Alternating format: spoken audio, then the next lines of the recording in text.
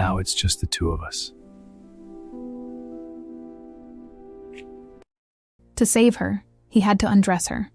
Valerie Hampton woke up on silk sheets, in a luxurious suite inside a yacht swaying on the open sea. When a man walked in and she heard the most dangerous voice she'd ever heard, "You almost died." Then her last memory surfaced. The water was ice cold, lungs on fire, darkness. Someone pushed her on purpose, and she fell into the deep sea. But someone saved her, and now she was exposed on the yacht of the most feared man in New York, Salvatore Farnese, Italian Mafia don, owner of half the city, and apparently, her savior. The problem? He looked at her like a predator who'd just found the perfect prey. And she, spoiled socialite, sheltered heiress, a woman who'd never had to fight for anything, felt something she'd never felt before, a silent hunger to be entirely his. Hi, my name is Lena, the owner of this channel, and today I came to thank Nicola and Jackie for their comments. And I also came to thank all the members of our channel, who are a fundamental support in the continuity of this project that I love so much. And now let me ask you a question. Can true love be born from a bet? Tell me here in the comments, and who knows, you might be the next one to appear at the beginning of the video. Chapter 1, Golden Lamp and Mortal Man. Don't come closer. I woke up with the sensation that the world was swaying, and it took me a few disoriented seconds to realize it wasn't just my imagination. The surface beneath me was moving in smooth, constant undulations, and my forehead burned as if someone had lit a bonfire inside my skull. I tried to open my eyes, but the light streaming through the enormous windows made me moan softly before I could focus on anything. I processed things slowly, because my brain seemed to be running in slow motion. Silk sheets against my skin, too soft to be from my apartment. Pajamas that definitely weren't the last thing I'd worn before everything went black. The suite around me was massive, with dark wood finishes and gold details that screamed obscene luxury. The panoramic windows showed nothing but open sea in all directions, no sign of land anywhere. This wasn't my room, wasn't a hotel, and by the constant movement under my feet, definitely wasn't anywhere fixed. It was a yacht, I realized with a shiver running down my spine, and a massive yacht judging by the size of this suite. I tried to stand, but my legs trembled as if they'd completely forgotten how to function, and I had to grab the edge of the king-size bed to keep from collapsing onto the gleaming floor. The dizziness came in waves, making the suite spin slightly around me as I fought to maintain my balance and process where the hell I was. "Okay, Valerie, think," I ordered myself, taking a deep breath and trying to organize the thoughts that seemed scrambled inside my head. I looked around, searching for clothes, an exit, any clue that would explain how I'd ended up here. I needed clothes that were mine, needed to understand what was happening, needed to get out of here before. That's when my eyes landed on the golden lamp on the side table, a ridiculously elegant object with crystal details that probably cost more than some people's monthly rent. I didn't think twice. I stumbled over there and grabbed the thing, testing its weight in my hands as my heart started to race.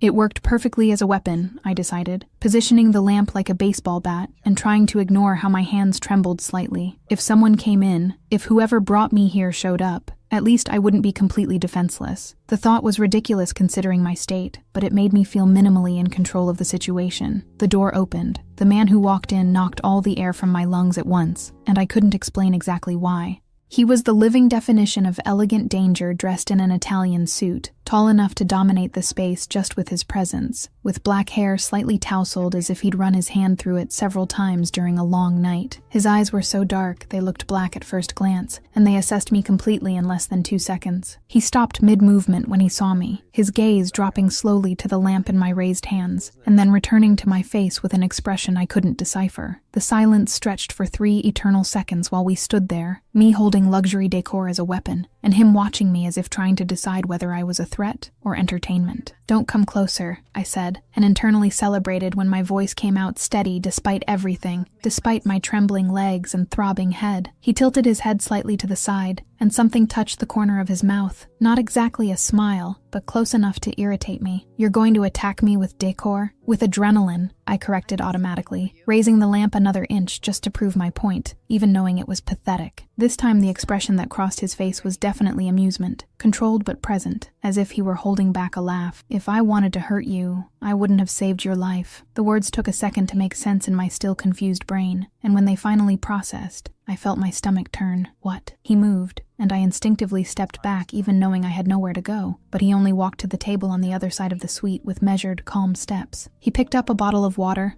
placed it on the edge of the bed at a safe distance from me, and moved away again, maintaining space between us in a deliberate way that I registered even in my altered state. "You were in the ocean, unconscious, with hypothermia setting in," he said, and his voice was low, controlled, carrying a natural authority that made people listen. "I pulled you out. My private physician treated you, and you ran a fever all night." He paused, and his eyes assessed me again in a way that made me feel simultaneously exposed and protected. "Now you're awake, which is progress." I processed this slowly, lowering the lamp slightly, but not releasing it yet, because letting go of my only defense seemed stupid, even if he'd just claimed he saved me. "Why did you save me?" "Because you were dying." The simplicity of the answer caught me off guard, and I felt frustration rising. "That doesn't answer. Sometimes it's the only answer that exists." He interrupted me with that irritating calm, and then gestured lightly toward the bed. "Sit before you fall. You're pale." I wanted to refuse out of pure pride, because taking orders from a stranger who'd brought me to a yacht in the middle of the ocean seemed like a terrible idea, but my legs were shaking so badly that I had no real choice. I sat on the edge of the bed, keeping the lamp in my lap like it was a protective amulet, and it was only then that I really looked down and fully processed the silk pajamas I was wearing. They were beautiful, expensive, and definitely not mine. Someone had changed me while I was unconscious, and the realization made me swallow hard. "Why am I wearing these pajamas that someone who is clearly not me put on me?" I asked, and my voice came out higher than I intended, bordering on hysterical. "I had to do that job," he responded with an absolute neutrality that was somehow worse than any embarrassment. "Your clothes were dirty, and we needed to take care of you, but I promise I didn't touch anything, and I tried not to look either." "Tried?" The word came out too loud, echoing through the luxurious suite. "How was I going to change you if I didn't look?" He arched a dark eyebrow, and there was something in the way he spoke that suggested he was used to being obeyed without question. "Besides, my job is kind of like being a surgeon, so it was purely professional." "Relax, I didn't do anything." I was bothered by his casual explanation, by the way he talked about undressing an unconscious stranger, as if it were just another regular Tuesday in his life. The comparison to a surgeon should have reassured me, but somehow it only made me more uncomfortable with the whole situation. "Who are you?" "Salvatore Farnese." The surname hit me like a punch straight to the stomach, stealing all the air from my lungs at once. Farnese.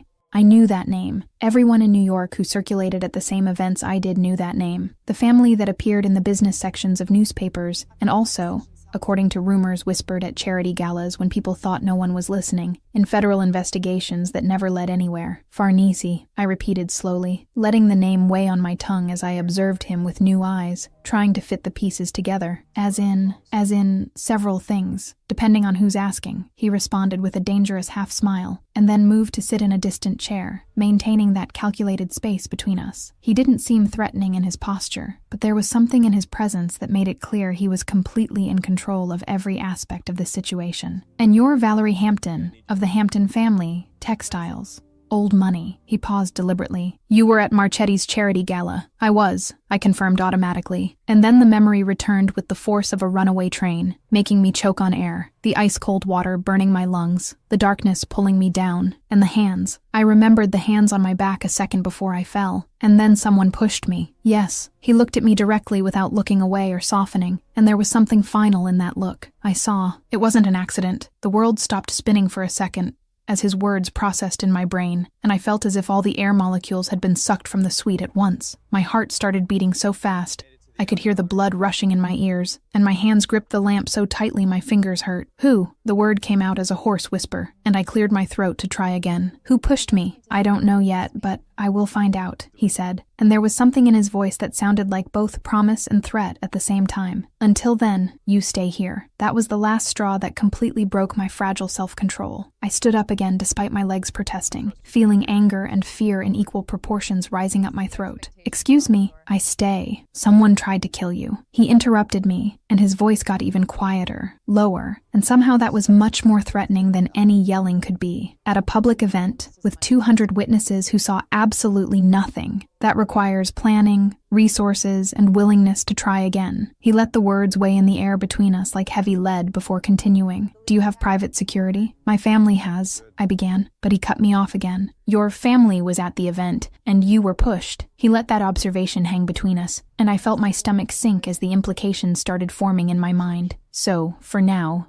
You stay. He stood up in a fluid movement and headed toward the door, and I felt real panic for the first time since I woke up, because suddenly all of this was becoming very real, very fast. Clothes have been provided. Breakfast in 30 minutes, he said over his shoulder, and then paused with his hand on the doorknob, turning slightly to look at me again. His eyes dropped to the lamp I was still holding with both hands, as if my life depended on it, and that dangerous almost smile touched his lips again. "And Miss Hampton, you can put down the decor. I promise I don't bite." He paused deliberately, and his eyes darkened in a way that made me forget how to breathe. Yet, the door closed behind him with a soft final click, and I was completely alone in the luxurious suite, in the middle of the open sea, holding a golden lamp as a useless weapon and trembling from head to toe. My legs finally gave out, and I sat heavily on the edge of the bed, dropping the lamp beside me with a muffled sound against the silk sheets. I brought my hand to my mouth, trying to process everything that had just happened, trying to fit together the pieces of a reality that had turned upside down in a matter of minutes. Salvatore Farnese had saved me, undressed me, dressed me, and was now keeping me on his yacht claiming protection. And the scariest part was that he was probably right. I was pushed, I whispered to the empty room, and my voice came out shaky, breaking at the end. Reality finally hit me with full force, breaking the last barrier of denial I'd built. Someone tried to kill me. The words echoed in the silent suite, and I repeated them mentally several times, trying to make them make sense. Someone had deliberately pushed me into the ocean during a charity gala, with hundreds of people around, and no one had seen anything. Or worse, they'd seen and hadn't cared enough to help.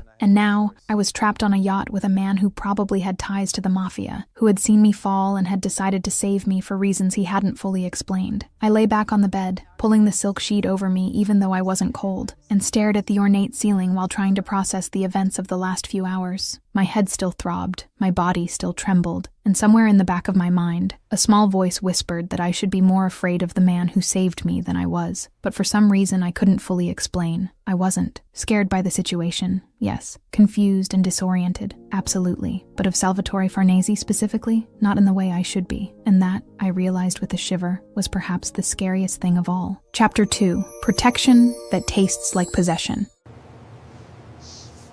How did you know?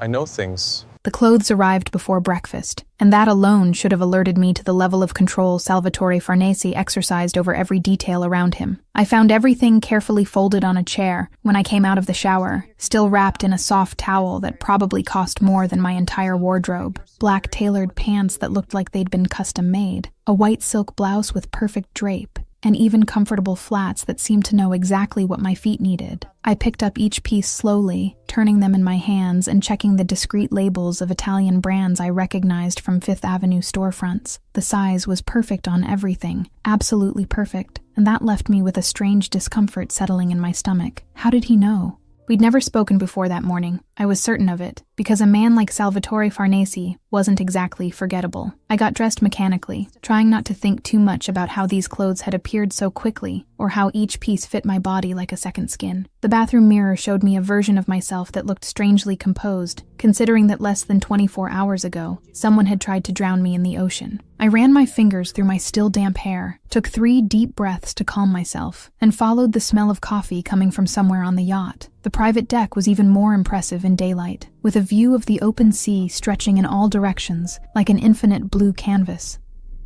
Salvatore was sitting at an elegant lightwood table, reading some documents with the same intense concentration he probably applied to everything in his life. He didn't even look up when I approached, just turned a page with a casual movement, while I decided whether to sit or wait to be invited. I decided that waiting for an invitation from a man who had basically kidnapped me for my own protection was ridiculous. So I pulled out the chair across from him and sat down without ceremony. That got his attention, and he raised his dark eyes from the documents with an arched eyebrow that suggested contained amusement. "How did you know my size?" I asked without preamble, because subtlety was never my strong suit, and I was too tired to pretend. "Marcel," he responded simply, without elaborating, and returned to the documents as if that explained absolutely everything. I waited a few seconds to see if he would continue, and when it became clear he wouldn't, I pressed. Marcel is personal assistant Marcel Dumont, delighted Mademoiselle Hampton. A man appeared out of nowhere at my side, and I jumped slightly in my chair because I hadn't heard him approach. He was French by his heavy accent, with perfectly groomed gray hair and a polite smile that didn't quite reach his observant eyes. May I offer coffee? Croissant, perhaps? We also have fresh fruit and yogurt if you prefer something lighter. Coffee, please, thank you. I responded automatically, still processing how he had appeared so silently. And croissant sounds great. Marcel nodded efficiently and disappeared as silently as he'd arrived, leaving me alone again with Salvatore and my unanswered questions. I waited until Marcel returned with an impeccable tray, served my coffee in a porcelain cup too fine to be on a yacht, and disappeared again before returning to the subject. And Marcel figured out my size how exactly? I asked, picking up the cup and feeling the comforting warmth against my fingers. Now Salvatore really looked at me, setting the documents on the table with a deliberate movement and giving me his complete attention in a way that made my stomach do a little flip. Public photos, interviews, event appearances. You wore the Valentino dress in April at the Metropolitan Charity Gala. Size 36. He said all this with the same naturalness someone would use to comment on the weather, and then returned to his documents as if having memorized such specific details about me was completely normal. An uncomfortable shiver ran down my spine, and I felt something between violation of privacy and a strange curiosity about why he would know this. That's invasive. That's efficiency, he corrected, without looking up from the paper, turning another page with long, elegant fingers. For you, maybe, but for me, I began, feeling irritation rising. Would you prefer to wake up without clothes? He cut me off, finally giving me his full attention again, and there was something in his dark eyes that made me completely forget what I was going to say. The silence stretched between us while I felt my face inevitably heat up, because he had a valid point even though I hated to admit it. No. Then, something touched the corner of his mouth, not exactly a smile but close enough to make me want to throw my coffee at him, and then he returned to the damn documents as if the conversation was over. I spent the rest of breakfast in tense silence, eating the croissant that was absurdly delicious, and trying not to think about how Salvatore Farnese apparently knew details about my life that I myself had forgotten. When I finished, I stood up without saying goodbye, and decided to explore the yacht, because sitting near him was doing strange things to my ability to think clearly. I spent the following hours wandering the luxurious corridors, discovering room after room decorated with impeccable taste and too expensive to be real. There was a library with floor-to-ceiling shelves, a private movie theater, even a fully equipped gym. It was like being in a floating 6-star hotel, except I couldn't leave and the owner had admitted connections to organized crime. It was when I tried to call my family that the reality of my situation really began to weigh on me.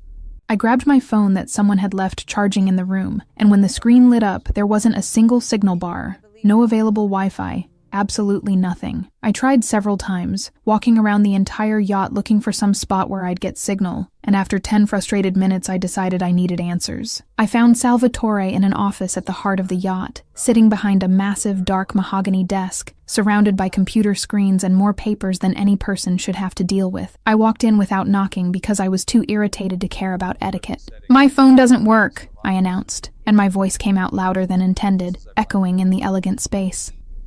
He didn't even look up from the documents he was signing, his elegant handwriting flowing across the page with practiced movements. "Yacht has signal protection. Standard security protocol. I need to call my family." I felt real frustration rising up my throat, mixed with a growing fear I was trying to ignore. "They must be desperate, thinking I died, or your family has already been notified that you're safe, under medical care, with no further details beyond that." Now he looked at me, setting down the pen with a controlled movement, and there was something calculated in that look that made me take an involuntary step back. "They know you're alive and recovering. That's all they need to know for now. You talked to them without my permission?" Indignation burned hot in my chest, because who the hell did he think he was to make decisions about my life without consulting me? "Would you prefer they thought you were dead?" The question came calmly, almost softly, but loaded with an implacable logic that stopped me mid-movement. I opened my mouth to argue, and then closed it again, because he was right, and I viscerally hated that. Hated that every point he made had perfect sense,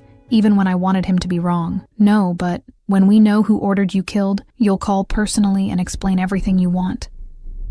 He stood up, rounding the desk until he was closer, and suddenly the office seemed smaller with both of us there. Until then, minimal communication with everyone. We don't know if there's infiltration in your circle, if someone close is passing information, if your phone is compromised. I felt my legs fail at the implication of those words, and I had to lean on the edge of the desk to keep from falling right there. The wood was cold under my fingers, solid and real, anchoring me while the world seemed to spin. You think someone close to me. I think whoever planned this knew your detailed schedule, that you'd be at that specific event. At what time? Your exact position on the deck. He paused deliberately, letting each word weigh in the air between us. That requires proximity, access to information that isn't publicly available. I had to sit in the nearest chair because my legs simply couldn't hold me anymore, and the reality of those words hit me like an icy wave. My family was there, at the event. He didn't respond immediately, but his silence was more than answer enough, eloquent in a way words could never be. I saw something pass across his face, something that seemed almost compassionate before being controlled and hidden behind the mask of calculated calm he wore so well. You think it was someone in my family? I whispered, more to myself than to him, testing the words aloud and hating how they sounded too possible. I think we can't rule anyone out at this point. His voice was soft now, almost gentle, and somehow that was worse than if he'd been harsh. Investigation is still in its early stages. We're following several leads, but yes, your family is on the list of people with access and potential motive. I looked at him for the first time, without anger or indignation, just trying to understand the man in front of me who had saved my life, and was now telling me that someone I loved might have tried to kill me. Why do you care? About what happens to me? Salvatore paused, and it was the first time I'd really seen him hesitate, as if he were searching for words that didn't come easily to him. He ran his hand through his dark hair, in a gesture that seemed unconscious, messing up the already tousled strands even more, and for a second he seemed less Mafia Don and more just a tired man. I saw you fall, he said finally, his voice low and loaded with something I couldn't completely identify. And I'm not a man who watches without doing anything. I'm not a man who lets someone die when I can intervene. The explanation felt incomplete somehow, as if there were layers he wasn't saying, but before I could press for more details, he was already moving. He grabbed a glass of water from somewhere and placed it on the table beside me with a care that contrasted with the tension still present in his shoulders. Water. Drink. Fever can come back if you don't hydrate adequately. He said all this without looking me in the eyes, already turning toward the door in a movement that seemed almost like escape. Salvatore, I began, not even really knowing what I wanted to say, just feeling that he couldn't leave yet. But he was already leaving, closing the door behind him before I could finish the thought, leaving me alone in the elegant office, with more questions than answers, and a glass of water I held with trembling hands. I drank mechanically, feeling the cold liquid go down my throat, while my mind spun in circles trying to process everything. My family. Someone in my family might have tried to kill me. Aunt Margaret, who raised me after my parents died, the cousins who grew up with me, the uncles who had always been present at every birthday and graduation. One of them could have pushed me into the sea and watched while I drowned, and that possibility hurt in a way I wasn't prepared to deal with. I sat in that office for an indeterminate amount of time, staring at the empty glass in my hands and trying to breathe through the pain squeezing my chest. And somewhere in the back of my mind, a part of me registered that Salvatore Farnese had left the room before I could see whatever had crossed his face when he spoke about saving me. Chapter 3. Import Company and First Smile. You stole my line. Yeah. The next day began with a restlessness that made me explore every corner of the yacht I could access, because staying locked in my room thinking about assassination attempts and family betrayals was driving me crazy. The yacht was absurdly enormous, bigger than some Manhattan apartments, with hallways that seemed to stretch infinitely, and rooms that appeared one after another like surprises in a box of excessive luxury. I passed the gym again, the library I'd already visited yesterday, a living room with a breathtaking panoramic view, and it was when I turned down a side corridor that I heard voices coming from a room with the door ajar. I should have kept going, should have respected the obvious privacy of a closed meeting, but curiosity had always been my fatal flaw, so I slowed down and paid attention. Naples' shipment is confirmed for Thursday, said a male voice I didn't recognize, with an accent that sounded Italian, but softened by years living elsewhere. Transit through the port of Marseille as planned, all documentation in order, but we need a new route to Tokyo because the current one is compromised. Japanese supplier is nervous about Yakuza movement in the sector, another voice added, this one younger and tense. They're expanding territory and our contact is afraid of retaliation if he keeps doing business with foreigners. Then I heard Salvatore's voice. low and loaded with natural authority that made people obey without question. Marcel, arrange a new route through the South Pacific. Use the Sydney contacts we established last year, and tell Tanaka the guarantee is ours, that Farnese doesn't fail on delivery and won't let anything happen to him or his operation. I leaned slightly against the hallway wall, processing what I was hearing as I assembled the mental puzzle. Import company, obviously, with complex international operations involving multiple countries and elaborate transportation routes.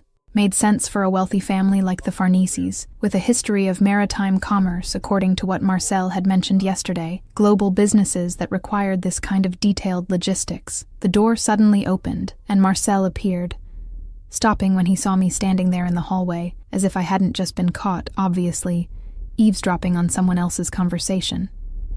He observed me for a second with those eyes that saw everything, and then a polite smile touched his lips as he gently closed the door behind him. "Mademoiselle Hampton," he said with that heavy French accent, tilting his head slightly in formal greeting. "May I help you with something?" "Just exploring," I responded, trying to sound casual despite having been clearly caught. "Your import company seems quite complex." Marcel blinked once, slowly, and I saw something that looked like amusement pass quickly across his face before being controlled. "Yes, very complex indeed. Global operations always are." He paused, studying my face as if deciding how much to reveal. "Mr. Farnese has another meeting shortly, but he specifically asked that I ensure you're comfortable and have everything you need. I'm great for someone who was basically kidnapped on a yacht," I responded, before I could filter myself, and then bit my lip, because antagonizing the only people around me probably wasn't a smart strategy. Marcel didn't seem offended, just amused again for that brief second. "Technically, mademoiselle, you were invited to stay for your own safety, not—" "Invited," I interrupted with a smile that had no humor in it. "Right, of course. Like when someone invites you into their car while pointing a gun." "There are no guns involved here," Marcel responded softly, and then tilted his head again before continuing down the hallway, leaving me alone with my thoughts about import companies and Japanese yakuza. The afternoon found me on the upper deck seeking sun and fresh air after hours inside the luxurious but claustrophobic yacht. I'd grabbed a book from the enormous library, choosing something at random from the floor-to-ceiling shelves, and was now settled in a comfortable lounge chair trying to concentrate on the printed words instead of the chaos of my life.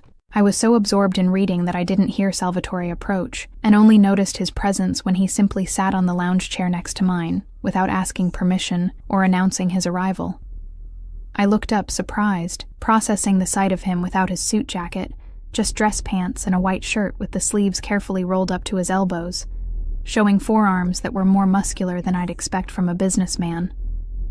He looked different like this, less intimidating Mafia Don, and more just a man who'd taken a few hours off from work. His hair was even more disheveled than usual, as if he'd run his hand through it several times while dealing with whatever was in the documents he always seemed to be reading, and there was a slight shadow of stubble on his strong jaw that hadn't been there in the morning. "Do you always sit wherever you want without asking?" I asked, marking the page in the book with my finger, but not closing it completely. "Yes, it's my yacht," he responded with that irritating calm, settling in comfortably as if he belonged there, which technically was true. "It's my personal space," I argued, even knowing it was useless. Salvatore turned his face to look at me, and there was something in his dark eyes that seemed almost playful. "Do you always growl at people like this? Or am I special?" I stopped completely, the book almost slipping from my fingers as I processed those words. I had said something very similar to him yesterday when I was irritated about the blocked phone, had asked if he always controlled everything, or if it was special for me, and now he was throwing my own words back with perfect timing. "You stole my line," I accused, feeling my lips curve into something that wanted to be a smile even against my will. "Learned from the best." He paused, and then gestured lightly to the book in my hands. "What book?" I turned the cover so he could see, watching his reaction when he processed the title, The Prince by Machiavelli. "Your library, your collection choice." Something genuine passed across his face, an expression that seemed like surprise mixed with something that could be respect. "You read Machiavelli to distract yourself from assassination attempts?" "I read to understand men like you," I corrected, placing the book in my lap and turning completely to face him. "It is better to be feared than loved. Do you believe that?" The question hung in the air between us, as he observed me with that intensity that made my stomach do strange flips. The pause stretched long enough to become uncomfortable, and I almost repeated the question when he finally responded. "I used to," he said, and there was weight in that word, history I didn't know, and experiences that had shaped his philosophy. "I spent a long time building an empire based on fear, on respect that came from power and capacity for retaliation. And now?" I pressed, unable to let it go even knowing I was stepping into dangerous territory. He studied me for a few more seconds before responding. "Now, I think the answer is more complicated than Machiavelli imagined when he wrote this 500 years ago. He paused, tilting his head slightly. You're not afraid of me. It wasn't a question. It was an observation. But I answered anyway. I haven't decided yet if you deserve fear. That's what broke something in him. Some invisible barrier he kept carefully in place. The smile that appeared on Salvatore Farnese's face was slow, starting in his dark eyes before spreading to his lips. And it was absolutely devastating in a way that made me forget how to breathe for a few important seconds. It wasn't the controlled, almost smile I'd seen before, nor the polite expression he used with Marcel or in business. It was real, genuine, and it completely transformed his face from intimidating to something that could only be described as dangerously attractive. My heart did a strange thing in my chest, skipping beats and then accelerating in a way I definitely didn't want to analyze. He stood up in a fluid movement before I could fully process what had just happened, that smile still playing on his lips in a way that made my fingers tingle with the urge to do something completely inappropriate. "Dinner at 8. Don't be late," he said, already starting to walk away. "I didn't," I began, but he turned back, cutting me off with just a look. "And Miss Hampton," his voice was loaded with something I couldn't identify, but that made me want to pay attention to every word. "Machiavelli also says something about knowing your allies better than your enemies, about understanding the motivations of the people around you." He paused deliberately.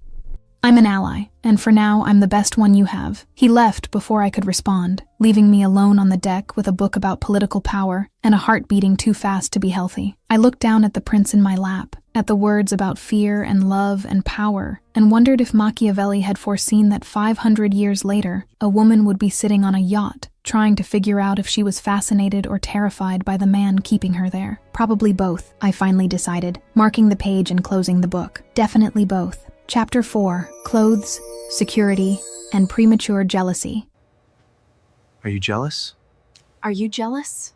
The days on the yacht began to establish a strange pattern I didn't know how to process, a routine that was simultaneously comfortable and unsettling in ways I wasn't prepared to analyze. Salvatore appeared at random moments of the day, sat near me without asking permission or offering explanations, sometimes talked and sometimes just stayed there in companionable silence before simply leaving as if nothing had happened. I tried to ignore these appearances, pretended I wasn't waiting for them, or that I didn't feel a strange anticipation when I heard footsteps approaching. I failed miserably at that, because the inconvenient truth was that I'd started to look forward to the moments when Salvatore Farnese decided to give me his attention, and that should worry me much more than it did. The morning everything changed began with a second shipment of clothes appearing in my room, carefully arranged on the bed while I was in the shower. I came out wrapped in a towel and stopped completely when I saw the absurd amount of fine, expensive fabric spread across the silk sheets. I counted twice because I couldn't believe what I was seeing. "That's 12 dresses," I murmured to the empty room, touching the fabric of one of them and feeling the obvious quality under my fingers. 12 dresses and 2 coats, and this is absolutely ridiculous. I found Salvatore having coffee on the deck, as always, and marched over there still angry about the invasion of expensive clothes I hadn't asked for. He looked up when I approached, something that seemed like amusement already present in his expression, before I even opened my mouth. "Salvatore," I began, crossing my arms over my chest. "I don't need 12 dresses. Investigation will take longer than a few days," he responded calmly, setting down the tablet he was reading. "You need appropriate clothes for the time you'll be here. Not 12 dresses." My voice rose despite my efforts to stay calm. "That's excessive even by luxury kidnapping standards." He tilted his head, and that dangerous, almost smile touched his lips. "Would you prefer to stick with just the sheet then?" I felt my face heat instantly, warmth rising up my neck to my cheeks, as memories from the first morning came back too vividly. "Stop mentioning the sheet." "As you wish," he agreed, but the smile in his dark eyes made it clear he was saving that reaction for future use. I went back to the room, still irritated but without valid arguments, and it was when I was looking at the dresses again that I really processed how perfectly each piece fit my personal style. I picked up an emerald green one specifically, holding it against my body and seeing in the mirror how the color complemented my skin tone perfectly. The fit would be impeccable, I knew without even needing to try it on, and the size was exact as always. I looked for Salvatore again, finding him in the office this time, and entered without the courtesy of knocking because apparently that had become our established dynamic. How do you keep getting the size of everything right? I asked without preamble, holding up the green dress as evidence. Not just the size, but the style, the colors I like, everything. How? He looked at me for a long moment before responding, setting down the pen he was holding and giving me complete attention in a way that always made my stomach flip. I pay attention. 3 simple words that carried too much weight, and the silence that followed was loaded with something I didn't know how to name, but that made the air seem denser. I held the dress tighter, not knowing what to say, feeling something strange settling in my stomach that definitely wasn't discomfort, but that I wasn't ready to identify. Thank you, I finally managed to say, my voice coming out softer than intended. For the clothes, they're beautiful. He just nodded, already returning to the documents as if the conversation was over, and I left the office feeling like something important had just happened, without me fully understanding what. The afternoon found me at the yacht's pool, floating on my back in the warm water, and trying not to think about green dresses or dangerous men who paid too much attention. That's when I noticed the security team had completely changed, new faces patrolling the deck that I didn't recognize from previous days. Salvatore had replaced everyone without telling me, I realized, and I didn't know if I should be irritated by the lack of communication or impressed by the concern for security. One of the new guards was young, maybe early 20s, and I caught him looking a few times while I was swimming. It wasn't a threatening or inappropriate look, just obvious admiration from someone who clearly didn't have experience hiding his reactions. I was about to ignore it completely when Salvatore appeared out of nowhere, materializing on the deck as he always did. I watched from inside the pool as he looked at the young guard with an expression that could only be described as territorial, and the poor guy immediately coughed, turned his face away, and started studying the horizon as if it were the most fascinating thing he'd ever seen. "You just intimidated your own employee," I commented, swimming to the edge and resting my arms on the warm tile, without saying a single word. Salvatore sat on the edge of the pool with fluid movements, his expensive dress pants dangerously close to the water. "I don't know what you're talking about." He looked at me for literally 2 seconds. 4, Salvatore corrected immediately, and there was something dangerous in his voice now. "And he's paid to protect you, not to admire." I processed that slowly, feeling a smile wanting to form on my lips. "Are you jealous?" "No," he responded without hesitation, but his tense jaw told a different story, because it seemed like managerial efficiency. He cut me off, and then turned to look at me directly with those intense dark eyes. "Do you want water? You must be thirsty." And I laughed. It was involuntary, escaping before I could control it, a genuine laugh that echoed across the deck, and surprised me as much as it clearly surprised him. Salvatore Farnese was jealous of a security guard in his early 20s and trying to disguise it as employee management, and it was absurd and revealing at the same time. When I looked at him again, I saw something on his face that made me stop laughing. He was watching me with an intensity that made my heart race, as if he were memorizing every detail of that moment, storing the sound of my laughter somewhere important. Dinner that night was served on the main deck, with Marcel orchestrating everything with silent efficiency, while clearly observing every interaction between me and Salvatore with poorly disguised interest. I caught him smiling to himself more than once, as if he knew a private joke that we hadn't understood yet. "Marcel," I called as he served the wine, "what's the real story of the Farnese family? Not the official version, the true one." Marcel paused, looking at Salvatore for silent permission. I saw the slight nod Salvatore gave before Marcel responded. "Family from Naples, mademoiselle, with a history going back 300 years. Marcel began with that heavy French accent. "They started with maritime trade in the Mediterranean, expanded over the centuries. Today they have various operations on multiple continents." "Various operations," I repeated, unable to hold back a smile. What an absolutely beautiful euphemism. Salvatore set down his wineglass, giving me his full attention. "Would you prefer honesty?" "Always," I responded without hesitation, leaning slightly forward. He studied me for a moment before speaking, and when he did, his voice was low but firm. "Organized crime, influence peddling, control of strategic territories in various cities, and enough legitimate businesses to sleep well at night and maintain appearances when necessary." He paused deliberately. Satisfied? I had expected denial, or at least a softened version of the truth, so the raw honesty caught me completely off guard. "You just admit that? Just like that? No beating around the bush?" "You asked for honesty," he said, leaning slightly toward me across the table. "And Valerie, you've been on my yacht for days. You already know who I am. Lying now would be an insult to your intelligence, and I don't insult intelligent people." Something warmed inside me at those words, recognition and respect wrapped in brutal honesty. "Thank you," I managed to say, "for the honesty." "You're welcome." He took a sip of wine before continuing. "And now that we've established mutual honesty, you can tell me why exactly the Hampton family went to that charity gala." The change of subject caught me off guard. "Business. Merger between Marchetti and Hampton.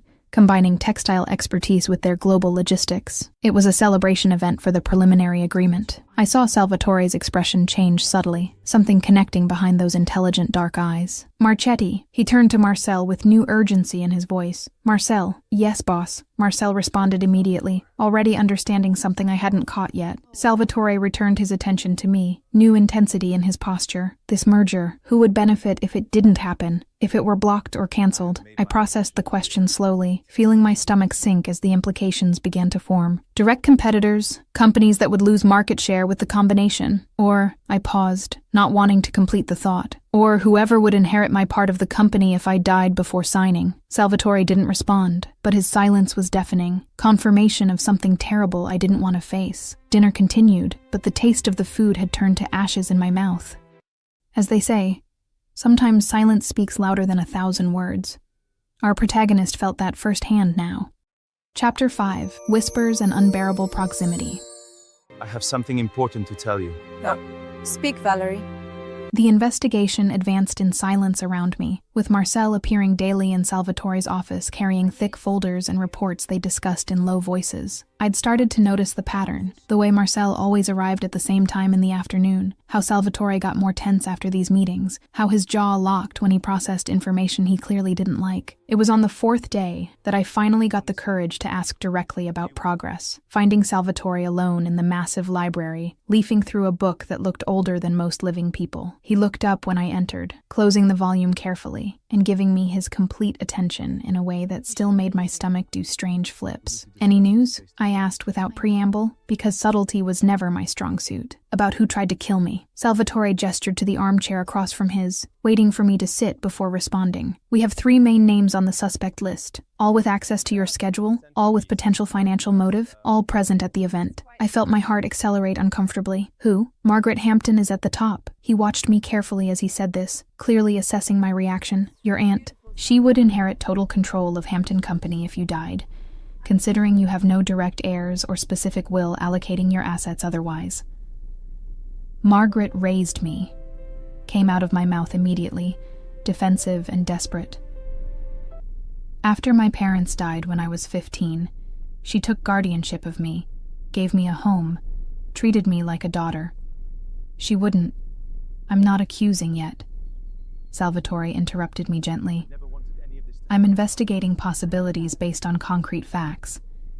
Motive, opportunity, access. He paused significantly. But I need to ask, Valerie, exactly how much would she inherit if you died? I didn't want to answer, didn't want to give voice to this horrible possibility, but his question demanded the honesty we'd established between us. Everything, the entire company, the Hampton name, the assets, the properties, stakes in other companies. She's my closest living relative, so in the absence of a specific will, I let the sentence die because completing it made everything too real. The silence that followed was heavy, loaded with implications neither of us wanted to verbalize. Salvatore said nothing, just watched me process the information as I fought against the nausea rising up my throat. The afternoon found me in my room trying to make sense of all of it. Papers spread across the bed as I assembled a mental timeline of the events from that fatal night. I wrote names, times, who was where when, trying to find patterns that would explain how someone managed to push me into the sea without witnesses. I was so absorbed in the work that I didn't hear Salvatore enter, only noticed his presence when he spoke right behind me. What are you doing? I jumped slightly, turning to find him much closer than expected, observing the scattered papers with obvious interest. Have you ever heard of knocking? Yes, it's my yacht, he responded, with that irritating logic, moving even closer to get a better look at my improvised timeline. You assembled a complete chronology of the event. Interesting. I tried to concentrate on what he was saying instead of focusing on how he was too close now, practically leaning over me to examine the papers, the heat from his body perceptible even without physical contact. Yes, thinking about who knew my exact position at that specific moment.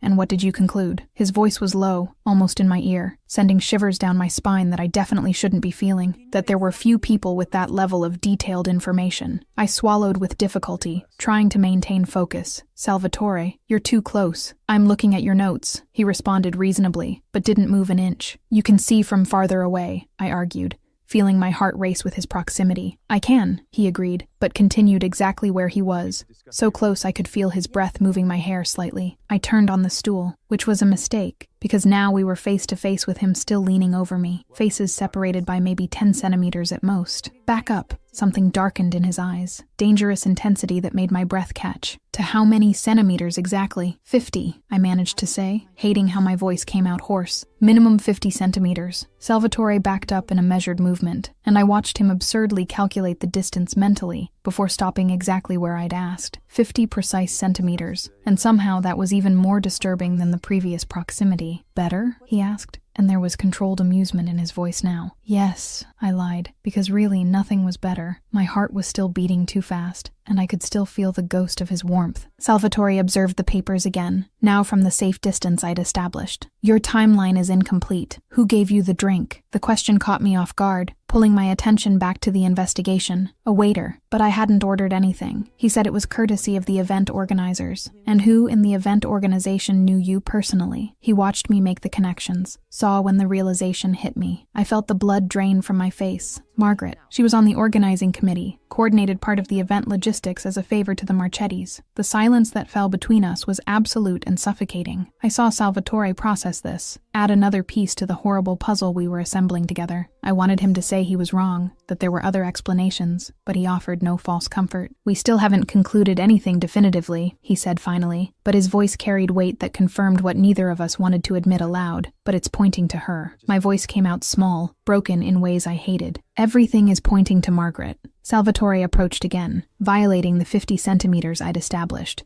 But this time I didn't protest. He placed his hand on my shoulder, a brief but gentle touch, comforting weight that anchored me when I felt like I was going to fall apart. We still don't have conclusive proof, he said softly. We won't accuse without solid evidence. You understand? I nodded without trusting my voice to respond. His hand remained on my shoulder for a few more seconds, heat burning through the thin fabric of my blouse, before he finally pulled away. Sleep, he ordered gently, already heading toward the door. Tomorrow we continue investigating, with a clear and rested head. He left before I could respond, closing the door softly and leaving me alone with scattered papers and painful truth forming. I brought my hand to my shoulder where he had touched, feeling the ghost of the warmth still present on my skin, and slowly processed the realization that had been growing for days. I'm in trouble, I whispered to the empty room, finally admitting aloud what my heart already knew. Serious trouble. Because somewhere between the golden lamp and the perfectly chosen clothes, between the brutal honesty and the poorly disguised jealousy, between the precisely measured 50 centimeters and the gentle touch on my shoulder, I had started to fall for Salvatore Farnese, and that was possibly the most dangerous thing that could happen,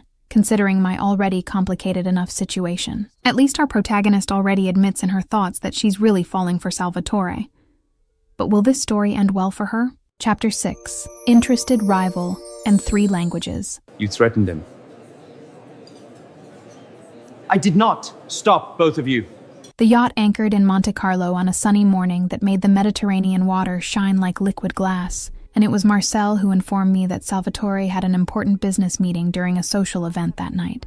I would be taken along under the official pretext of protection, but by the way Marcel smiled when saying this, there were clearly more layers to the decision than just security. I spent the entire afternoon deciding what to wear, which was ridiculous considering I'd never been the type of woman who spent hours obsessing over clothes. But there I was, looking at the 12 dresses spread across the bed, as if they were an impossible puzzle to solve, until my eyes landed on the emerald green one I'd commented on with Salvatore days ago. I put it on without allowing myself to analyze why I was choosing that one specifically, telling myself it was just because the color was beautiful and the fit would be perfect. It had absolutely nothing to do with the way Salvatore's eyes had darkened slightly when I was holding the dress that day, or how he'd said he paid attention. Definitely not. When I came down to the deck where Salvatore was waiting, I saw something pass quickly across his face before being controlled and hidden behind the mask of calm he wore so well. But I had seen it. That brief second where his eyes traveled over the green dress with an intensity that made my stomach flip, and some feminine and dangerous part of me felt absurdly satisfied. The event was exactly the kind of thing I used to attend in New York. European elite circulating with expensive champagne glasses and conversations about business disguised as polite socialization. Salvatore disappeared into a closed meeting shortly after we arrived, leaving me free to circulate through the luxurious ballroom, while members of his security team watched me discreetly from afar. It was when I was admiring the view of the harbor through the enormous windows that I felt a presence beside me, and I turned to find a man I didn't know watching me with obvious interest. He was older than Salvatore, maybe mid-40s, with blonde hair and light blue eyes that seemed cold even when he smiled. Miss Hampton, he said with a pronounced Russian accent, taking my hand before I could decide if I wanted to offer it. What a happy surprise to find you here. I heard you were indisposed recently. Recovered, thank you, I responded politely, trying to pull my hand back, but he held it for an uncomfortably long time. More than recovered, he continued, finally releasing my hand only to raise it to his lips, the kiss lingering seconds longer than would be appropriate. May I say you look absolutely stunning tonight. Thank you, I repeated, taking a discreet step back and creating space between us. Alexei Volkov, he introduced himself with a smile that probably worked on many women, but only made me uncomfortable. May I show you the balcony? The view of the harbor at sunset is absolutely spectacular, and it would be a crime not to share it with someone so beautiful. She's already seen it. The voice came from behind me, low and loaded with something dangerous that made the hairs on the back of my neck stand up. Salvatore had appeared out of nowhere, materializing at my side with the same silent skill he always demonstrated, and his hand found my back in a touch so light it barely existed, but was impossible not to feel.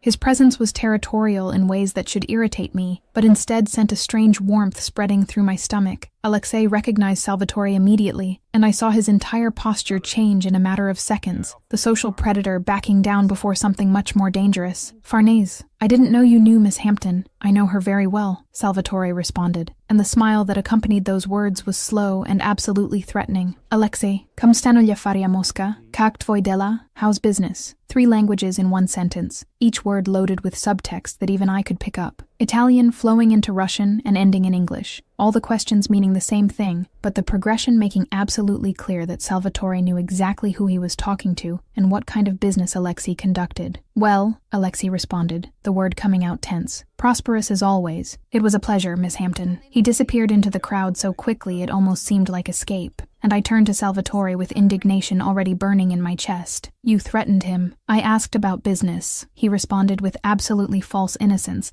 his hand still present on my back. In 3 different languages, I pointed out, crossing my arms, because apparently threatening in just one wasn't enough. Italian, Russian, and English, he confirmed calmly, to guarantee the message would be completely understood. You can't just threaten every man who talks to me, I protested, even feeling something dangerously close to satisfaction with his possessiveness. Salvatore looked at me directly, without looking away, or softening the intensity. I can. I'm just being polite so far. I stopped completely, processing those words while trying to decide if I was horrified or fascinated. This is being polite?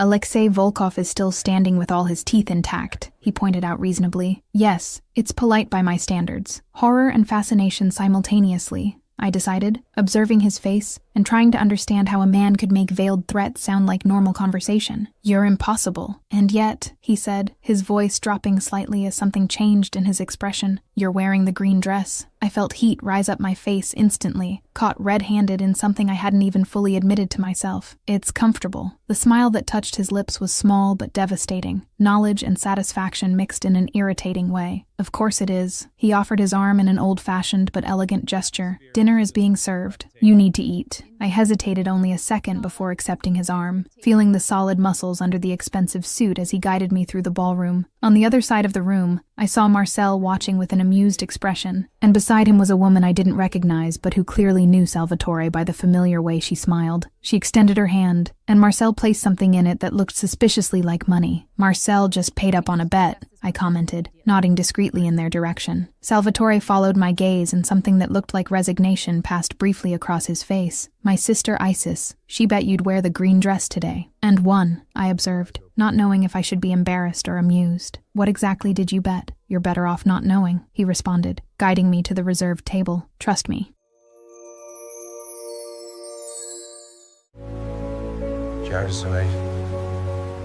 Your heart is racing. Chapter 7. Almost Kiss and Wordless Confession. The night after the event in Monte Carlo found me on the yacht's deck under a starry sky that seemed infinite. Points of light scattered across the deep black in ways I could never see in New York, with all the city's light pollution. The yacht swayed gently, anchored somewhere between the French and Italian coast, and the air was warm enough to be comfortable without a jacket. I'd been alone for maybe 20 minutes when I heard footsteps approaching, and I didn't even need to turn to know who it was. I'd started to recognize the sound of Salvatore's walk, the specific rhythm of his steps, the way he moved with absolute confidence even in the dark. He stopped beside me at the railing without saying anything, resting his forearms on the polished wood and looking at the same dark horizon I was watching. I noticed peripherally that he'd removed his jacket and tie, was just in dress pants and a white shirt with the first buttons open and sleeves rolled up to his elbows. He looked different like this, less intimidating Mafia Don, and more just a tired man at the end of a long day. The silence stretched between us, but it wasn't uncomfortable. 5 full minutes passed without either of us saying a word, just existing in the same space while the yacht swayed gently and the stars turned slowly overhead. It was strange how this silence seemed more intimate than any conversation, how simply being near him had become something natural. "Why don't you sleep?" I finally asked, my voice low so as not to break the peace of the night. "How do you know I don't sleep?" He turned his face slightly to look at me, curious. "You always show up in the middle of the night," I pointed out, gesturing vaguely to the space around us. "Here, on the deck, when you should be sleeping. Insomnia?" Salvatore stayed quiet for long enough that I thought he wasn't going to answer, and then let out a small sigh. "Always have. Mine doesn't stop. Never really has." "What do you think about when you're awake at 3 in the morning?" I felt genuine curiosity, wanting to understand the man beside me better. He turned completely to face me now, leaning his hip against the railing while studying me with that intensity that always made me forget how to breathe. "Lately, you." The word came out so simple, so honest, that it took a full second to fully process. My heart did a strange jump in my chest, and I felt heat rising up my neck despite the night breeze. "You're not asking why?" He tilted his head, observing my reaction with attention that should make me uncomfortable, but instead made me want to move closer. "I'm afraid of the answer," I admitted, turning also to face him. Our bodies now mirrored, leaning against the railing, sea at our backs, and too little space between us. "Why?" The question came soft, almost whispered. "Because I understand," I responded, feeling the words coming out before I could filter them. "You show up in my thoughts too, with concerning frequency, and I hate it. I hate it because you're exactly the type of man I promised myself to avoid. Controlling. Who decides for me? Who rearranges my life without asking first? I saved you," he began, but I cut him off. "I know you saved me, and that's what makes everything so complicated." I ran my hand through my hair. Frustrated. My ex-fiancé was controlling. He thought loving me meant controlling me, that taking care of me gave him the right to make all the decisions. And I paused, taking a deep breath, and I swore I'd never let anyone do that again. Salvatore stayed quiet for a long moment before responding, his voice lower than before. "I'm not him. You changed my entire security team without consulting me," I enumerated, raising a finger, blocked my phone without permission, chose my clothes, decided where I stay, who I can talk to protect you," he interrupted me, pushing off from the railing and taking a step in my direction, closing the space between us to maybe half a meter. "Not to trap you. There's a difference." "What's the difference?" I challenged, crossing my arms even knowing it was an obvious defensive gesture. "From where I'm standing, it looks very similar." The pause that followed was loaded with something dense and important, and I saw Salvatore process the question with the seriousness it deserved. When he finally responded, there was weight in every word. "The difference is that when you tell me to leave, when you say you don't want my protection or my presence anymore, I'll go." He took another step, now close enough that I could see the golden flecks in his dark eyes under the starlight. "Without questioning, without trying to convince you otherwise, without making you feel guilty about the choice, I'll simply go." He paused deliberately. Would he? The question hit me like a punch to the stomach because the answer was so obvious and painful. No, he'd stay, argue, make me feel like I was being irrational or overreacting. "Then I'm not him," Salvatore repeated, softer now. We stood like that for seconds that seemed to stretch eternally, looking at each other while the yacht swayed under our feet, and the world seemed to reduce to just this deck, this night, this moment. I saw when his hands started to rise slowly, fingers extending toward my face, and then stopped maybe 2 centimeters from my cheek. "May I?" he asked, voice hoarse, and the fact that he was asking permission when he could simply take what he wanted broke something inside me. I didn't respond, didn't deny, just stood paralyzed between wanting and being afraid, between moving closer and pulling back. My heart screamed yes, while my head desperately tried to find reasons to say no. The yacht creaked suddenly, a wave larger than the others hitting the hull and making the surface under my feet move abruptly. I lost my balance, arms extending automatically, searching for support, and then Salvatore caught me. His arms closed around me firm and secure, pulling me against his chest, while the wave passed and the yacht stabilized again. I stayed there for seconds that seemed suspended in time, face pressed against his white shirt, breathing in the scent of something expensive and masculine mixed with sea salt. That's when I heard his heart beating too fast against my ear, accelerated in a way that didn't match the calm of his posture. He was affected too, I realized with surprise, as affected as I was. "Are you okay?" His voice came out hoarse, vibrating in the chest where my face was still pressed. I didn't pull away immediately, lingering a few more seconds in that embrace before finally taking a step back. Yes, I placed my hand over my own chest, feeling my racing heart. Your heart is racing. Unexpected waves, he responded too quickly, voice controlled, but not completely steady. Natural reaction to potentially dangerous situations. I looked at him, at his face illuminated only by stars, and felt a small smile touching my lips. Of course, completely natural reaction. We both knew it was a blatant lie, but neither of us called the other out, letting the falsehood hang between us like tacit acknowledgement of what was happening, of what had almost happened. Chapter 8. Isis arrives and the truth about Margaret. It was her. The sound of the helicopter cut through the morning silence before I even saw it, the rotating blades creating an unmistakable noise that echoed over the calm water. I was having coffee on the deck when the aircraft appeared on the horizon, black and elegant against the blue sky, approaching the yacht with the precision of an experienced pilot. Salvatore appeared beside me almost immediately, and I noticed the tension in his shoulders relax slightly when he saw the helicopter. "Who is it?" I asked, having to speak louder because of the noise from the blades, as the helicopter began its landing maneuver on the helipad at the rear of the yacht. "My sister," he responded, and there was something in his tone I'd never heard before, softer, almost affectionate. "Isis. She's bringing the final results of the investigation." The helicopter landed with the precision of a procedure practiced thousands of times, and when the blades began to decelerate, the door opened, revealing a woman who was clearly related to Salvatore. She had the same intense dark eyes, the same black hair that shone under the morning sun, the same presence that commanded attention just by existing. But where Salvatore was all rigid control and contained power, she moved with the fluid confidence of someone who'd never had to prove anything to anyone. Isis Farnese wore an impeccably tailored suit that screamed successful international lawyer, high heels that made determined sounds against the deck as she walked straight to her brother. Salvatore moved to meet her halfway, and I watched with fascination when he simply pulled her into a tight hug, the gesture so natural and unreserved that it made me realize this was probably the only person in the world with whom he completely lowered all defenses.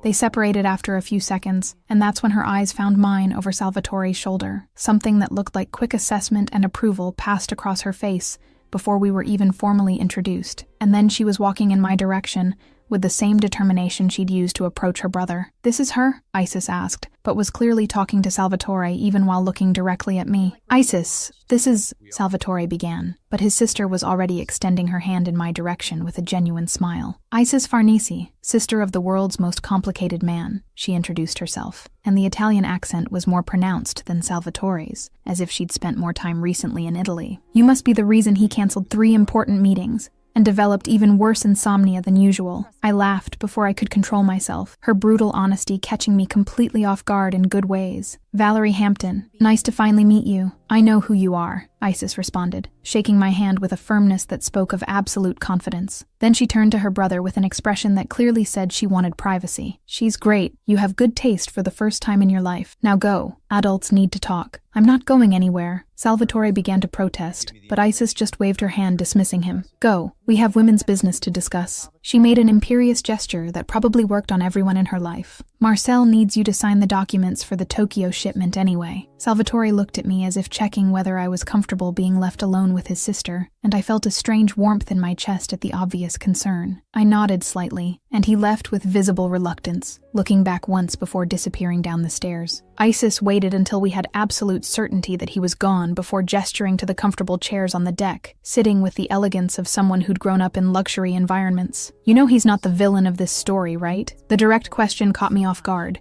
and it took me a second to formulate a response.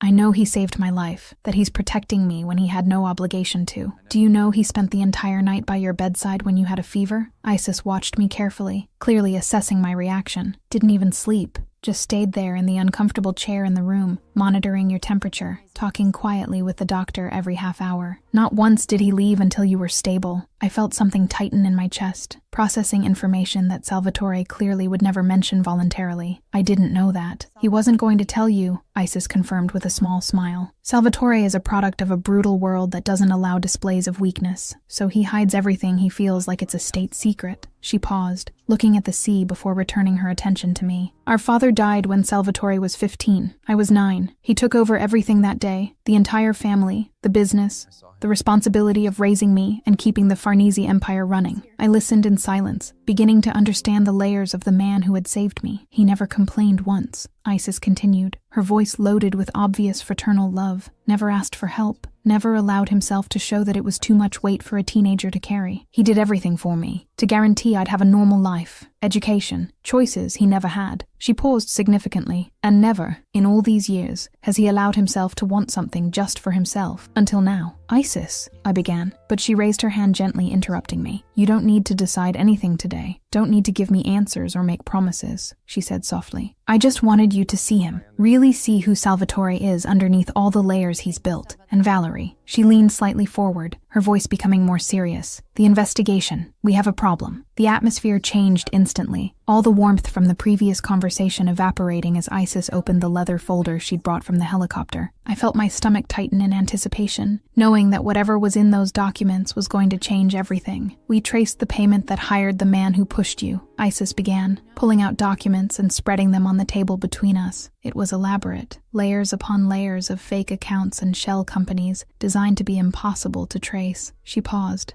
looking at me directly, but we managed anyway. The final shell account, the one that originated all the money, belongs to a holding company in the Cayman Islands, and that holding company belongs to... She paused, letting the silence stretch, and I felt as if the world had stopped spinning completely. Margaret Hampton, I finished for her, my voice coming out as a hoarse whisper, as the last hope I desperately held on to shattered. Isis nodded silently, her expression compassionate but firm. There was no pity in her eyes, just recognition of inevitable pain. I sat heavily in the chair, feeling my legs unable to support me anymore, as I processed what this meant. She raised me, the words came out broken, loaded with all the accumulated pain of the last few days. After my parents died in that car accident, after I was orphaned at 15, Margaret took me in, gave me a home, family, love, or at least I thought it was love. The office door opened, and Salvatore entered with the perfect timing of someone who'd been listening, or who simply knew when he was needed. He didn't say anything, just walked to where I was, and sat in the chair beside me, close enough that I could feel his solid presence,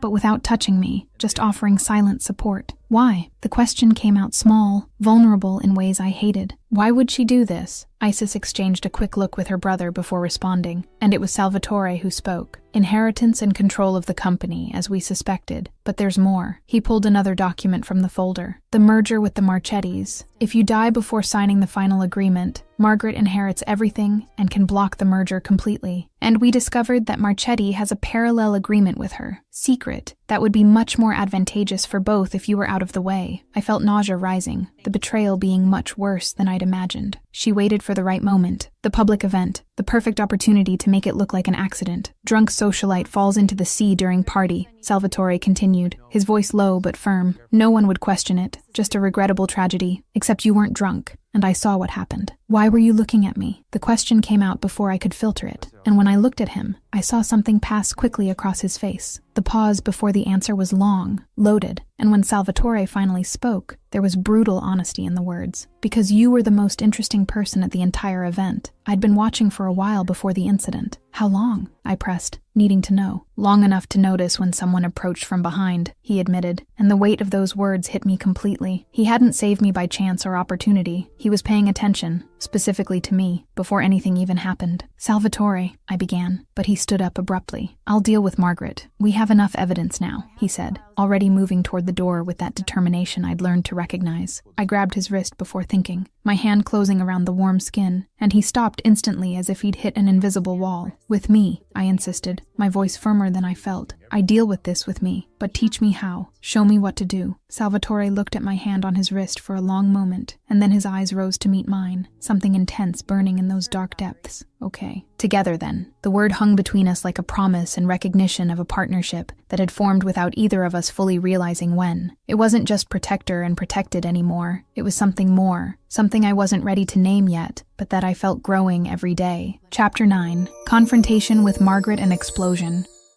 Why did you do it? I did what was necessary.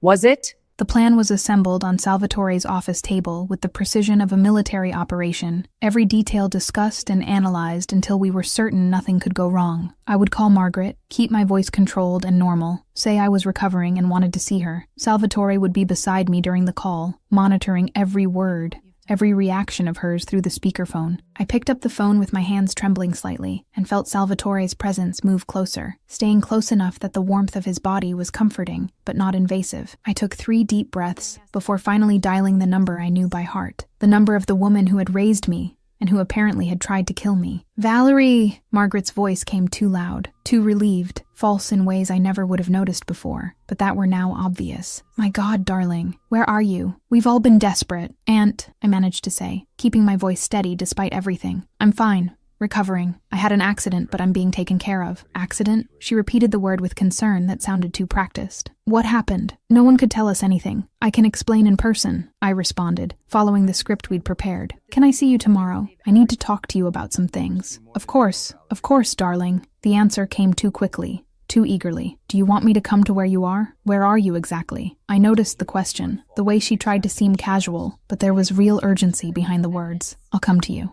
It's easier. Tomorrow morning at your apartment. Is that okay?" "Perfect. I'll be waiting. I'll be here all day." Brief pause. "I'm so relieved you're okay, Valerie." So relieved. I hung up and stared at the phone in my hand as if it were an alien object. Salvatore remained quiet beside me, waiting for me to process, and then I spoke aloud the realization that had hit me during the conversation. "She didn't ask where I was," I whispered, raising my eyes to meet his. "Not once in the entire conversation did she ask my location, where I'm staying, who I'm with. Nothing." "No," Salvatore agreed softly. "She didn't. Because she knew I should be in the ocean," I completed, feeling the realization hurt physically in my chest, or dead at the bottom of the sea. She didn't expect me to be alive to answer this call. The next morning came too fast and too slow at the same time, and I found myself in the back seat of Salvatore's luxury car, on the way to Margaret's apartment in Manhattan. His security team followed in a separate vehicle, discreet but present, and Salvatore was beside me in the back seat wearing a tiny microphone hidden in the lapel of the blazer I was wearing. "You don't have to do this," he said for the 3rd time, his voice low and loaded with real concern. "I can have the team handle everything. You don't need to expose yourself like this." "I need to," I responded, looking out the window as the city passed by. "I need to hear it from her mouth, need to understand why. I need closure before I can move forward." Margaret's apartment was exactly as I remembered, decorated with impeccable taste and full of family photos that now seemed like elaborate lies. She opened the door before I even knocked, pulling me into a tight hug that made my stomach turn with the obvious falseness. "My dear girl," she murmured, holding my face between her hands and studying my eyes as if she really cared. "What a scare you gave us. What happened exactly?" I entered the apartment, feeling the weight of the microphone on my lapel, and knowing Salvatore was listening to every word from the car discreetly parked on the street. "Someone pushed me into the sea during the party, Aunt. Pushed me on purpose." I saw the mask slip for a fraction of a second before Margaret recomposed her expression into appropriate shock. "Pushed? It wasn't an accident? But who would do something like that?" "I was hoping you could tell me," I responded, keeping my voice calm despite my heart beating uncontrollably. "Considering the payment to the man who pushed me was traced back to you." The silence that fell in the apartment was absolute and suffocating. I watched Margaret process the words, saw the exact moment she realized she'd been caught, when the mask of concerned aunt fell completely revealing the cold and calculating woman underneath. "You shouldn't have survived," she said finally, her voice completely different now,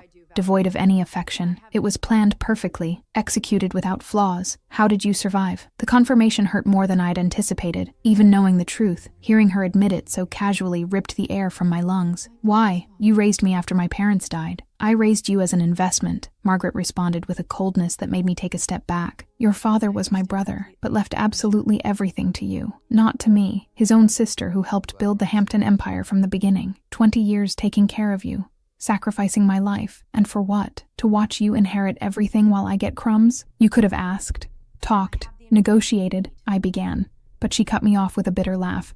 "I asked. For years I asked your father to include me, give me the recognition I deserved. But no, his perfect little daughter would inherit everything." She spat the words with decades of accumulated venom. "And you were going to be exactly the same.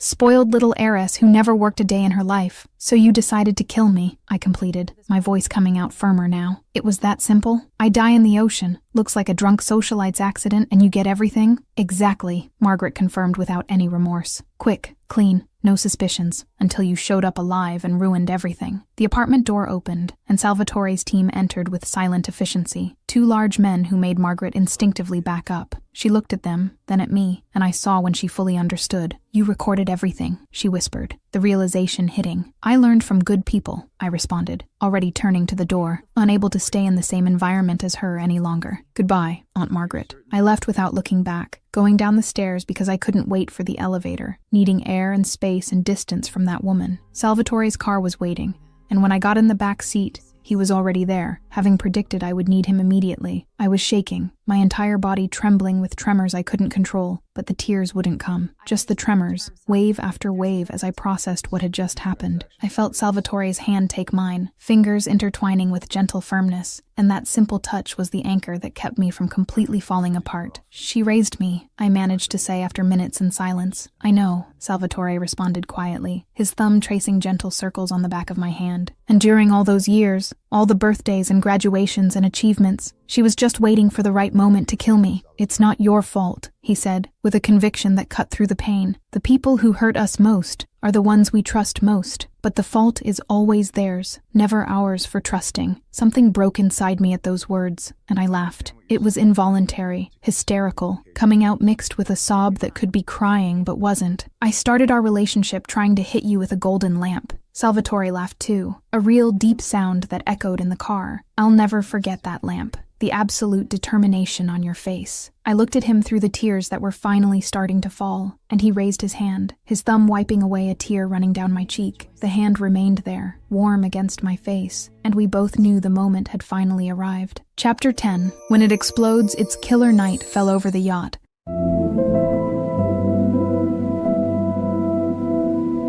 With that special quietness that comes only when danger has finally passed, when the threat hanging over your head has been eliminated, and the air seems lighter, even carrying the weight of everything lost in the process. Margaret was in custody of the appropriate authorities. The evidence we recorded was irrefutable, and for the first time in weeks I could breathe without feeling constant fear on the back of my neck. I was on the deck, looking at the horizon where the lights of New York were beginning to shine in the distance, the city that was my home seeming simultaneously close and belonging to another life completely. The yacht was anchored near enough that I could see the outlines of familiar buildings, but far enough that I still felt separated from all of it. I heard Salvatore's footsteps before seeing him, the familiar sound I'd learned to recognize and expect, and when he appeared beside me, he was carrying 2 glasses of red wine that gleamed under the soft light of the stars beginning to appear in the darkening sky. "Are you taking me back?" I asked without preamble, accepting the glass he offered, and feeling his fingers brush mine briefly in the exchange. "To the city? To my normal life?" Salvatore leaned against the railing beside me, looking at the same horizon I was watching. "When you want to go, I'll take you. And if I don't want to yet?" The words came out low, loaded with meaning. Neither of us was pretending not to understand. "If I'm not ready to go back to that life, then you stay here," he responded simply, as if it were the most obvious thing in the world. "For as long as you need, for as long as you want." "Until when?" I pressed, turning to face him now, needing to see his face when he answered. "Until when exactly can I stay on your yacht, in your life, occupying your space?" "Valerie." He said just my name, and there was something in the tone that made my heart race.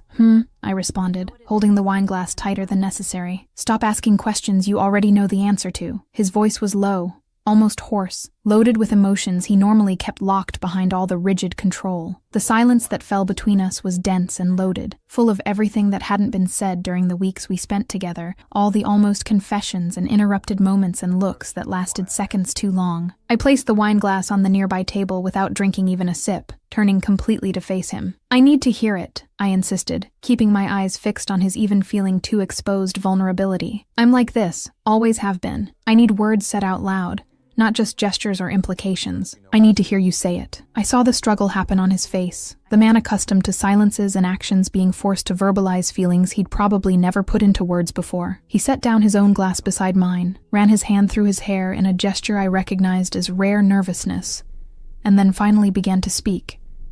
"You entered my life as a problem," he began, his voice low but firm.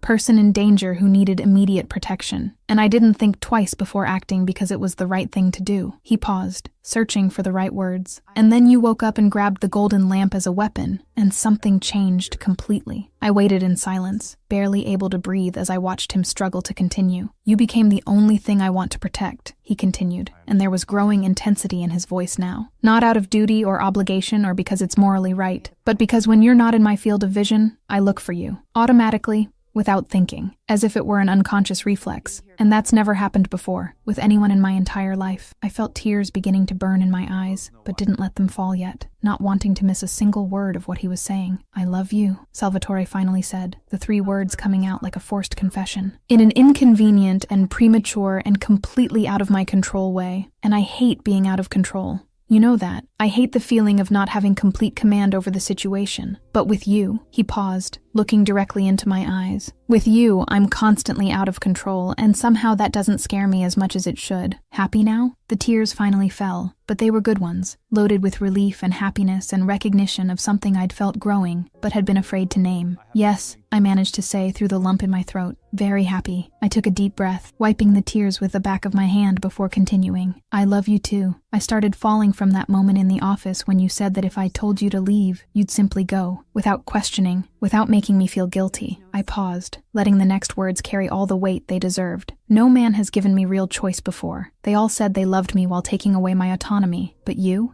offered me power over the situation even when you clearly wanted to stay. Salvatore abandoned the wine glasses completely, taking a determined step in my direction, and closing the distance between us until we were separated by only centimeters. You always have it, he said with absolute conviction. Choice, autonomy, decision-making power. With me, you always have it. Always. And then he kissed me. It wasn't gentle or hesitant or exploratory in a timid way. It was an explosion of weeks of accumulated tension, of almost touches and loaded looks and proximity that had never been completed until now. His hand found my face, fingers sliding through my hair, while his other hand pulled my waist, bringing me even closer until there was no space at all between our bodies. I grabbed his shirt with both hands, holding the expensive fabric with enough force to wrinkle it but not caring one bit, just needing an anchor while the world spun around me. The kiss was intense in ways that made my heart race and my breath fail, but there was care too, attention in the way he held my face, as if I were something precious. When we finally separated out of necessity for air, it was just enough to breathe, foreheads still pressed against each other as we tried to catch our breath. I could feel his breath against my lips, fast and uneven in a way that matched mine. Took you long enough, I managed to say, my voice coming out hoarse and broken. I know, he responded, his thumb tracing a gentle line along my cheek. 3 different languages to threaten a man in Monte Carlo, but you couldn't tell me you loved me? I teased, feeling a smile wanting to form on my still tingling lips from the kiss. Salvatore laughed, a low, genuine sound that vibrated in his chest. Ironically, yes, completely pathetic on my part. Very pathetic, I agreed, still holding his shirt. Shut up, he murmured, and then kissed me again. Quicker this time, but no less intense, effective in silencing any other teasing I might have prepared. When we separated again, we stood there under the stars with New York shining in the distance, and for the first time in weeks, I felt I was exactly where I should be. Chapter 11. Choice and Their World. This is my decision. The weeks that followed were a whirlwind of lawyers, endless meetings, and decisions about the future of Hampton Company that was now completely under my control, with Margaret officially removed and awaiting trial. I returned to New York because I needed to be physically present to handle everything, to assume the place that was mine by right, but that I'd never really occupied until now. Salvatore was by my side throughout the entire process, but in a different way than I would have expected. He didn't try to control or direct my decisions, didn't offer unsolicited advice, or try to take command of the situation. He was simply present when I wanted, available when I needed, and disappeared silently when I needed space to think alone. It was a delicate balance I didn't know was possible, having someone so present but not invasive, so protective but not suffocating.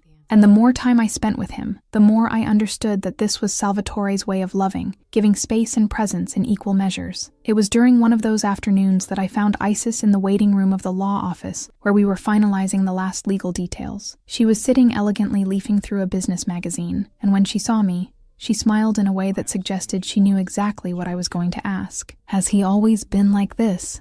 I asked without preamble, sitting beside her. "Reading what people need before they even know themselves?" Isis lowered the magazine, studying me with those dark Farnese eyes that saw everything. "With you? Yes. From day one. With anyone else in his life? No, never. She paused, tilting her head. Salvatore built an entire empire based on reading people, understanding motivations, anticipating moves. But that was always calculated. Strategic, a business tool. She paused significantly. With you, it's different. With you, he simply knows because he truly pays attention. The words stayed with me during the following days, echoing in my head as I prepared for the most important meeting of my professional life. The merger with the Marchettis was still on the table, but I'd spent the last few weeks studying every detail of the original agreement Margaret had negotiated, and I'd found loopholes and imbalances that favored the Marchettis in absurd ways. The conference room was full of executives when I entered, all older men who watched me with a mixture of curiosity and poorly disguised condescension. I recognized those looks, had seen them my whole life, the automatic judgment that came from being young and female and an heiress instead of someone who built an empire from scratch. Gentlemen, I began, opening the thick folder I'd prepared and placing it on the polished table. I've reviewed the proposed terms for the Hampton-Marchetti merger, and I have some substantial changes that need to be implemented before any agreement is signed. I saw eyebrows raise, saw the look exchanged between some executives who clearly expected I would simply sign what Margaret had negotiated.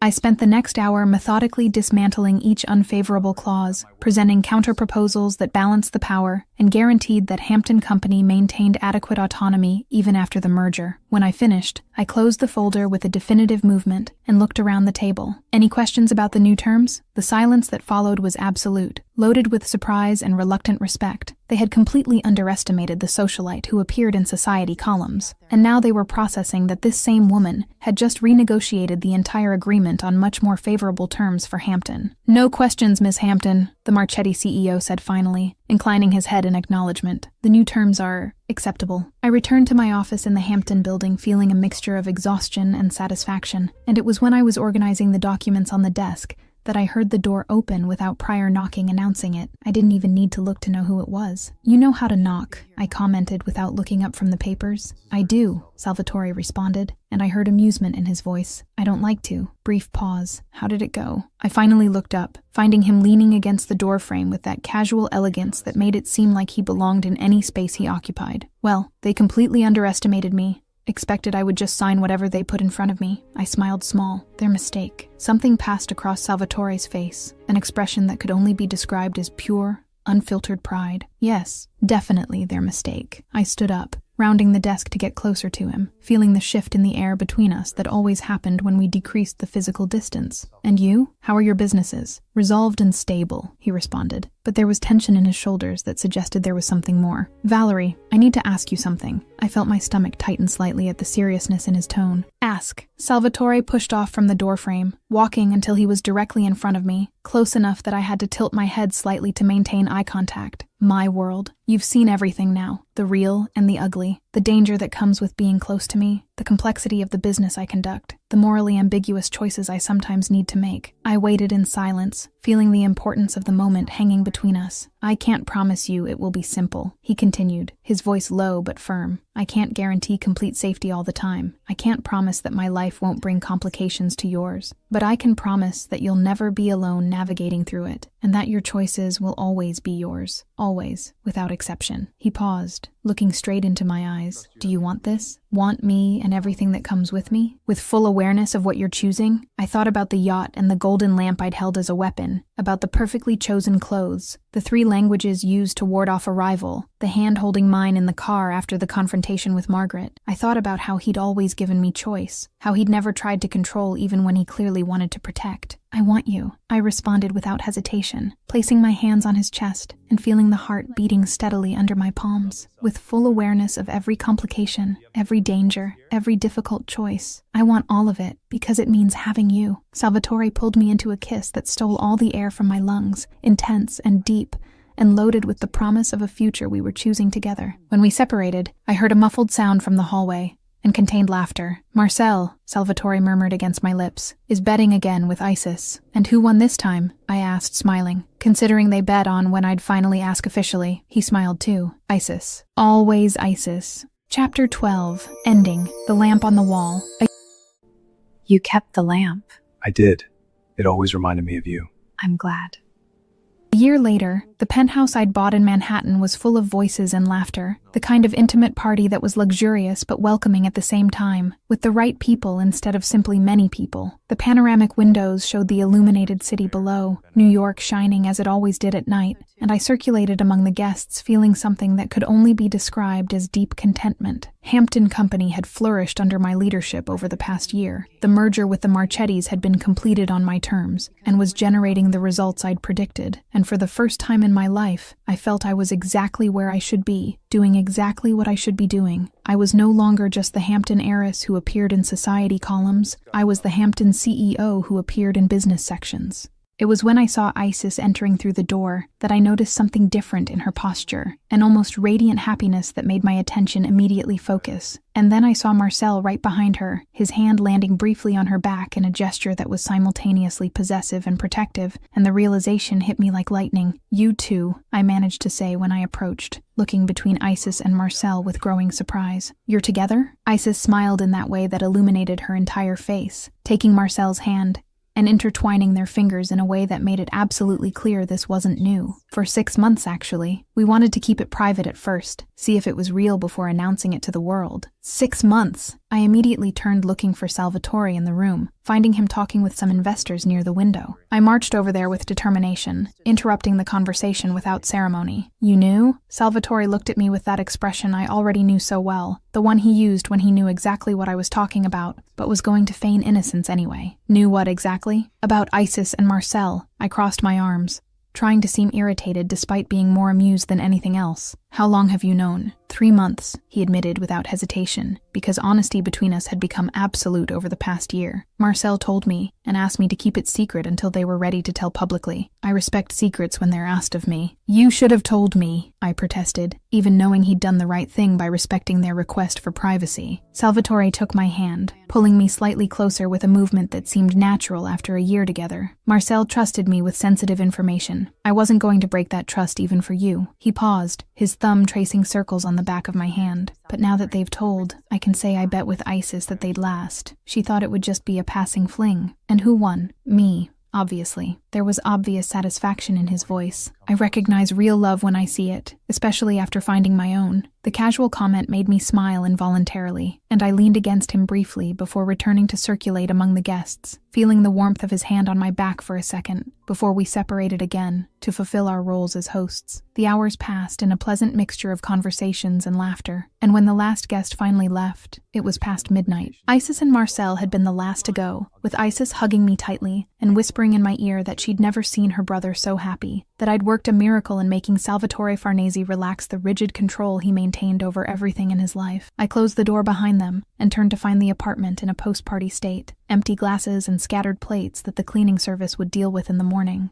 I started gathering some things mechanically, more out of habit than real necessity, and that's when I noticed Salvatore standing completely still near the living room wall, looking at something with an intensity that made my curiosity awaken. I followed his gaze and felt laughter bubbling in my throat when I saw what had captured his attention so completely. The golden lamp, that same one I'd held as a weapon on the first morning on the yacht, was hanging on the wall inside an elegant frame of glass and dark wood. Salvatore had insisted on framing it months ago, saying it was modern art, and I'd agreed because I secretly found the idea absurdly romantic. "You really framed the lamp I was going to use to attack you," I commented, walking over to stand beside him and looking at the golden object that gleamed softly under the careful lighting of the frame. "Marcel had the original idea," Salvatore admitted, not taking his eyes off the lamp. "But I enthusiastically approved and fully financed the execution." "You approved the idea of turning my self-defense attempt into decor," I corrected, feeling the smile growing on my lips. "This is simultaneously romantic and completely ridiculous. It's a reminder," he responded, finally turning to look at me with that intensity that still made my heart race even after a year, "of the exact moment I realized you were different from absolutely everything and everyone I'd known in my entire life." I felt something tighten in my chest at the words. the rare vulnerability he showed only with me in private moments. "No one had ever faced me that way," he continued, his voice low and loaded with memory. "With the expensive decorative lamp in your hands, an absolute determination to defend yourself even clearly not being in condition to fight. It was in that moment, right there, that you fell in love?" I asked softly, already knowing the answer but wanting to hear it anyway. "That I understood I was completely lost," he corrected, with that small smile that was only mine. Actually falling in love took about 3 more weeks,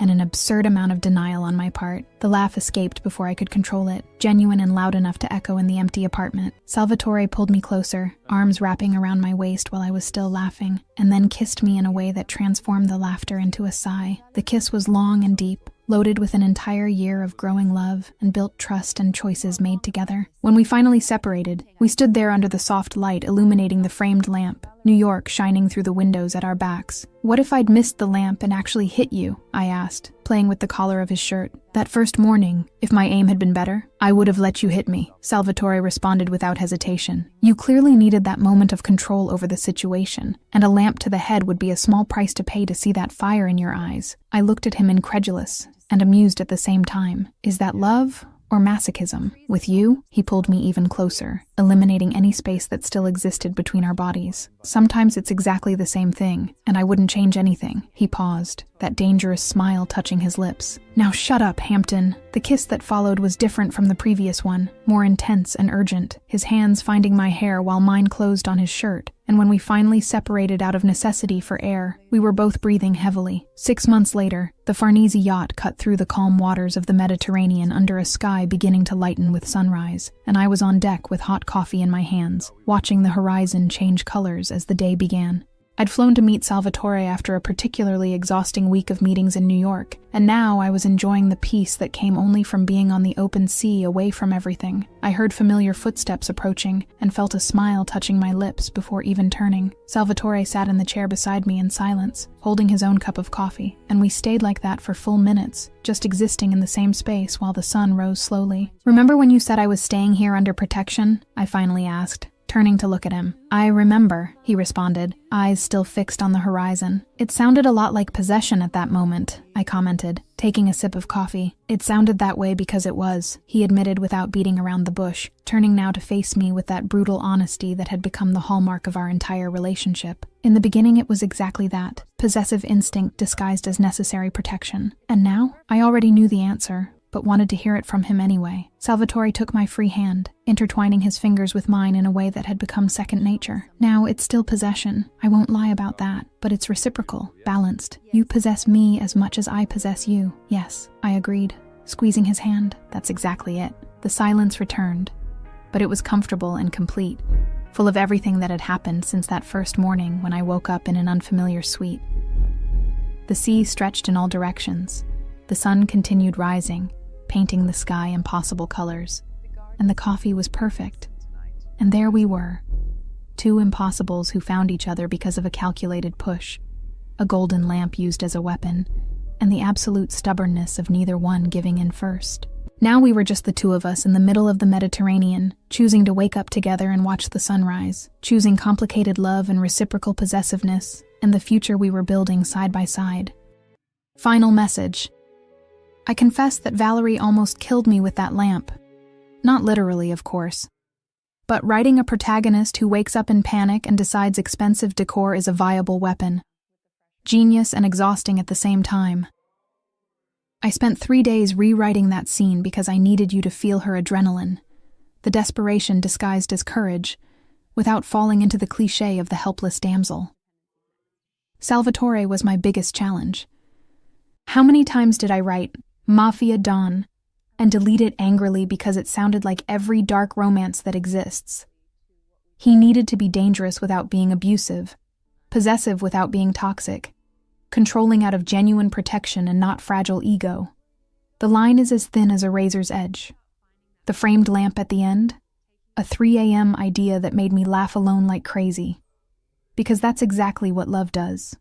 Transforms absurd moments into sacred relics. Margaret hurt to write. Family betrayal always hurts, even being fiction. But you know what I loved most? The precisely measured 50 centimeters. His obsession with details about her. The 3 languages. The jealousy disguised as managerial efficiency. Love is in the details no one else would notice. P.S. If you don't frame something ridiculous from your relationship after reading this, you miss the entire message. And if you want to check out another deep story of true love, click on the video that appears now on your screen.